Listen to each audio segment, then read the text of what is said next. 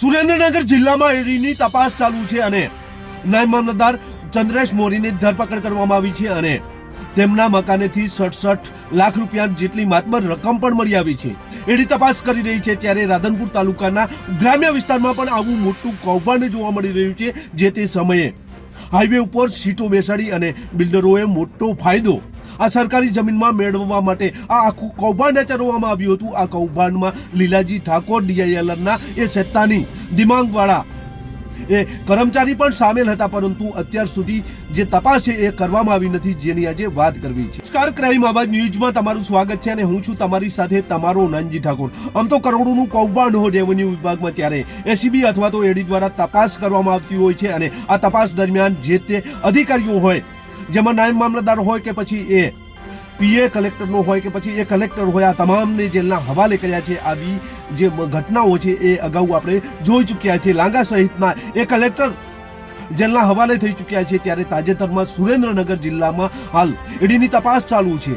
આ તપાસમાં નાયબ મામલતદાર મોરીની ધરપકડ કરવામાં આવી છે. 4 સામે ગુનો દાખલ કરવામાં આવ્યો છે એસીબી દ્વારા. ત્યારે આવું જે કૌભાંડ રાધનપુર તાલુકાના સબદલપુરા ગામે જોવા મળી રહ્યું છે. સબદલપુરા ગામે આ કૌભાંડ ઘણા સમયથી ચાલી રહ્યું છે, પરંતુ તપાસ અધિકારીએ અત્યાર સુધી આ સચોટ તપાસ કરી નથી, એટલે આ કર્મચારીઓ બચી રહ્યા છે.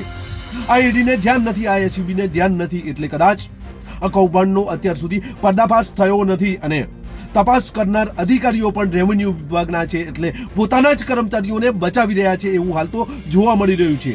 રાધનપુરના સબદલપુરા ગામે જે કૌભાંડ આચરવામાં આવ્યું, આ કૌભાંડ એવી રીતે આચરવામાં આવ્યું છે કે કોઈને ખબર ન પડે, પરંતુ જ્યારે આ કૌભાંડીઓ આવું કૌભાંડ આચરતા હોય ત્યારે કંઈક ને કંઈક ભૂલો રાખી દેતા હોય છે. ત્યારે આવી જ ભૂલ આ સબદલપુરામાં પણ જોવા મળી રહી છે. સબદલપુરાના નવા અને જૂના નકશામાં જે સર્વે નંબરો છે એ સર્વે નંબરો બેસાડ્યા, પરંતુ તેમાં કંઈક ને કંઈક ખામીઓ રહી ગઈ છે, એટલે જ અત્યારે રેકર્ડ ઉપર આ આખું કૌભાંડ જોવા મળી રહ્યું છે. સબદલપુરાનું કૌભાંડ છે એ કરોડો રૂપિયાનું છે. ઈડી અને એસીબી દ્વારા આમાં ગુનો દાખલ થઈ શકે તેવી શક્યતા છે, પરંતુ અત્યાર સુધી ઈડી અને એસીબીના હાથે આ કૌભાંડ આવ્યું નથી.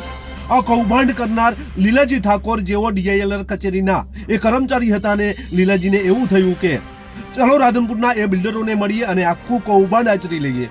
લીલાજી ઠાકોર અહીંયા આવે છે અને બિલ્ડરોને મળે છે અને ત્યારબાદ આ કૌભાંડની શરૂઆત થાય છે.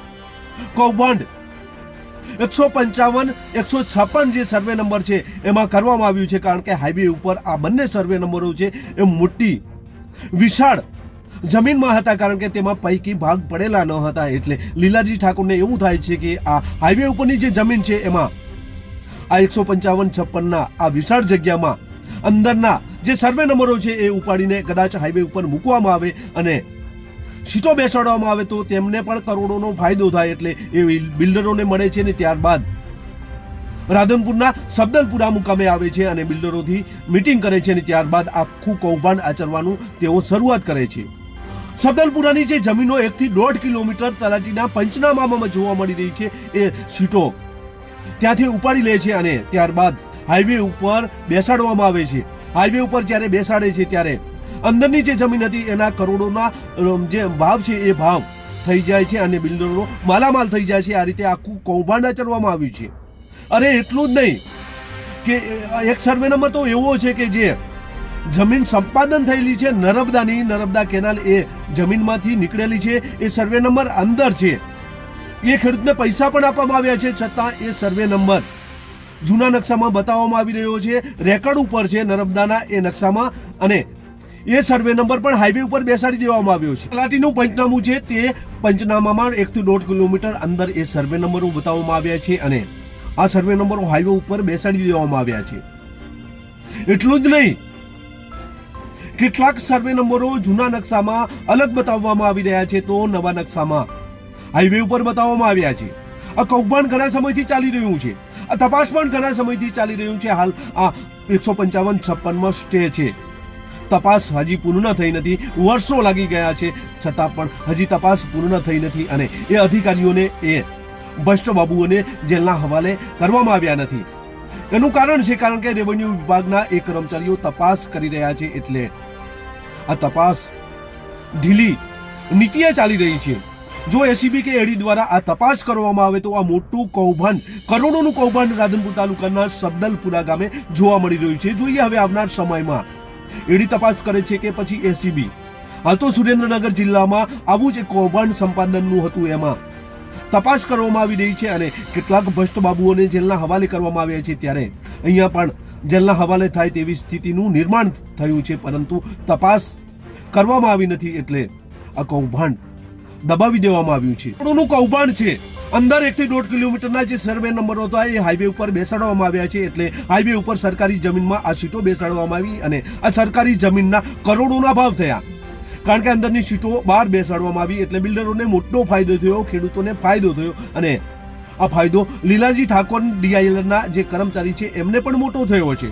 તેઓ હાલ રિટાયર થઈ ચૂક્યા છે, પરંતુ તેમની સામે તપાસ કરવામાં આવી નથી. કારણ એ છે કે રેવન્યુ વિભાગ દ્વારા આ તપાસ કરવામાં આવી રહી છે, એટલે આ તપાસ હાલ પેન્ડિંગ છે. 155-56 સ્ટે છે, તપાસ પૂર્ણ થઈ નથી. ત્યારે એસીબી દ્વારા સુઓ મોટોમાં લેવામાં આવે તેવી લોક માગણી છે અને સરકાર હિતને લઈને પણ એસીબી દ્વારા સુઓ મોટોમાં લેવી જરૂરી છે, કારણ કે આ કરોડોનું કૌભાંડ છે. એસીબી સુઓ મોટોમાં લે છે અને તેમની પાસે કોઈ પુરાવા નથી, તો એ પુરાવા અમો રેકર્ડ ઉપર રજૂ કરવા માટે તૈયાર છીએ, બંધાયેલા છીએ અને આ કૌભાંડ ઉજાગર કરે તો એ તમામ ડોક્યુમેન્ટ આપવા અમે તૈયાર છીએ. જોઈએ હવે આવનાર સમયમાં એસીબી દ્વારા આ સુઓ મોટોમાં લેવામાં આવે છે કે નહીં, એ તો આવનાર સમય બતાવશે. પરંતુ કરોડોનું કૌભાંડ સબદલપુરાનું છે, એટલે અમારે એડીને અને એસીબીને કહેવું છે કે આ તપાસ થવી જરૂરી છે. સરકાર હિત આમાં સમાયેલું છે. બસ જ. જો તમે અમારી ચેનલમાં નવા છો અને આવા જ લેટેસ્ટ ન્યૂઝ જોવા માંગો છો તો અમારી ચેનલને અત્યારે સબસ્ક્રાઇબ કરો, જેથી આવનાર લેટેસ્ટ ન્યૂઝ તમારા સુધી પહોંચી શકે. નમસ્કાર.